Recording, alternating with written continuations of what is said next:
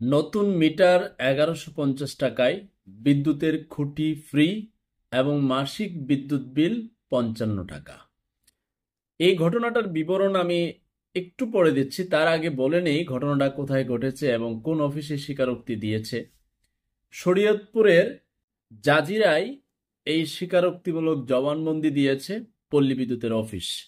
ছাত্রদের একটা টিম প্রথমত তারা গিয়েছে ভূমি অফিসে। ভূমি অফিসে গিয়ে বলছে জমি খারিজে সরকারি ফি ১১৭০ টাকা, তার বাহিরে যেন একটি টাকাও না নেওয়া হয়।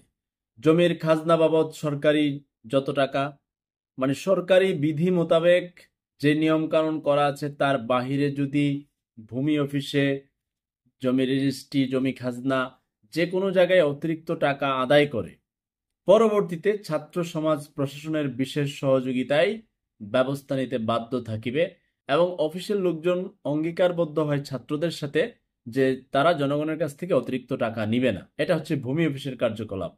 এখান থেকে বের হয়ে ছাত্র সমাজের প্রতিনিধিরা পল্লী বিদ্যুতের অফিসে গেলেন এবং যাওয়ার পর তারা বললেন যে বহু মানুষের অভিযোগ যে মিটার থেকে আপনারা অতিরিক্ত টাকা নেন, বিদ্যুতের খুঁটি বাড়ির পাশাপাশি অবস্থান নিয়ে যেটা দেওয়ার কথা আপনারা সেখান থেকে টাকা নেন।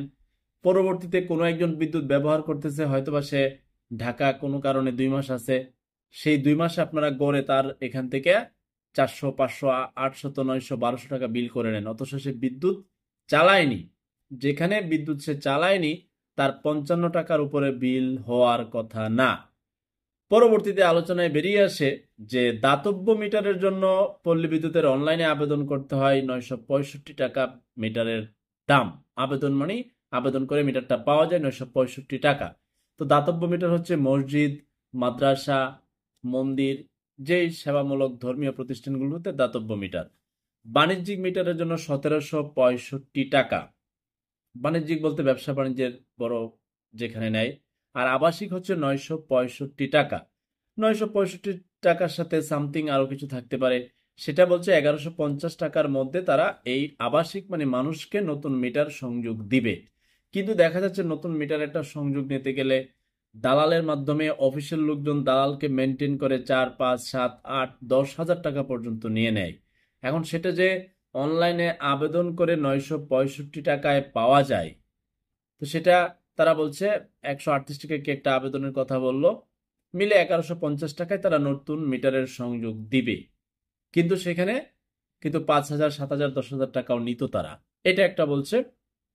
আরেকটা বলছে যে বিদ্যুতের খুঁটি, পল্লী বিদ্যুৎ লাইন গেছে, মনে করেন কাছাকাছি কিছু একটু দূর আছে, এখন দেখা গেছে পল্লী বিদ্যুতের লোকজনের কাছে গেছে যে আমাদের বিদ্যুতের দরকার, তখন তারা খুঁটির একটা টাকা পয়সা তারা দালালের মাধ্যমে অফিসের লোকজন নিয়ে নেয়।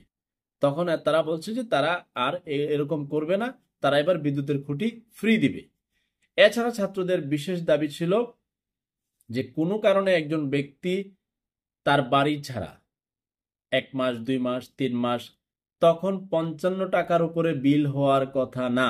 কিন্তু তারপরেও সে যখন আসে ২ মাস পরে, ৩ মাস পরে, ১ মাস পরে এসে দেখে তার এখানে ১২০০, ১৪০০, ৩,০০০, ৫,০০০ টাকা বিদ্যুৎ বিল হয়ে রয়েছে, কিন্তু সে কোনো কিছুই ব্যবহার করেনি। বলছে যদি এরকম হয় যে ১ মাস সে বিদ্যুৎই ব্যবহার করলো না, বাড়ির বাহিরে ছিল, এলাকার বাহিরে ছিল, তাহলে ৫৫ টাকার উপরে বিল হবে না। এই প্রতিশ্রুতি দিয়েছে পল্লী বিদ্যুৎ শরীয়তপুরের জাজিরায়। তারা এই অঙ্গীকারবদ্ধ হয়েছে ছাত্রদের সাথে। পরবর্তীতে তারা তাদের এই অঙ্গীকার থেকে চেঞ্জ হয়ে যায় কিনা, কথা বরখেলাপ করে কিনা সেটা দেখা যাবে। যদি তারা সেই কথা মতো কাজ না করে, জনগণকে বিভ্রান্ত করে এবং মিটারের নামে অতিরিক্ত টাকা নেয়, বিদ্যুতের খুঁটির নামে বেশি টাকা নেয়, কিংবা ওই যিনি বাড়িতে ছিল না তার বাড়িতে অতিরিক্ত বিল করে, এবং এটাও বলছে মিটার রিডাররা যেন বাড়ি থেকে ওই মিটার রিডিং যখন লিখে আনে সেটা যেন সঠিক দায়িত্ব পালন করে সঠিকভাবে লিখে আনে, অফিসে বসে যেন মিটার থেকে ওই রিডিং না করে অতিরিক্ত বিল আদায়ের যে কলাকৌশল তাদের রয়েছে অতীতে একেবারে স্পষ্টত প্রতীয়মান, যে তারা নানান কৌশলে বিভিন্ন সময় বিল বাড়ায় দেয়। আবার এমনও করে, ধরেন আপনার মিটারে কিছু বিল জমা আছে, কিছু রিডিং রাইখা দিলে কি পরবর্তী একটা মাসে আপনার মিটারটার রিডিং ধরেন একটা লিমিটেশন ক্রস করলো, ২০০ থেকে ৩০০-তে চলে গেল, তখন কিন্তু বিদ্যুতের রেট বেড়ে যায়। তখন তারা এই পলিসিতেও নাকি অতিরিক্ত বিল আদায় করে বলে আমরা জানি।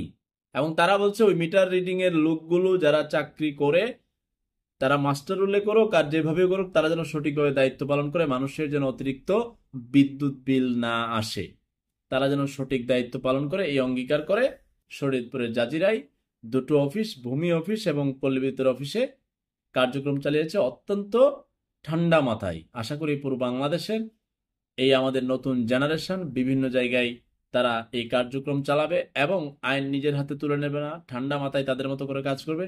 প্রয়োজনে তারা যখন জনগণের কাছ থেকে অতিরিক্ত ঘুষ নেবে, সেটা ভূমি অফিস হোক, পল্লী বিদ্যুতের অফিস হোক, পাসপোর্ট অফিস হোক, প্রশাসনের বিশেষ সহযোগিতায় যেন সেই দুর্নীতি দমন করার কাজ শুরু হয়। ইতিমধ্যে শুরু হয়েছে। আশা করি নতুন বাংলাদেশে সবকিছুই ধীরে ধীরে ঠিক হবে। আল্লাহ হাফেজ।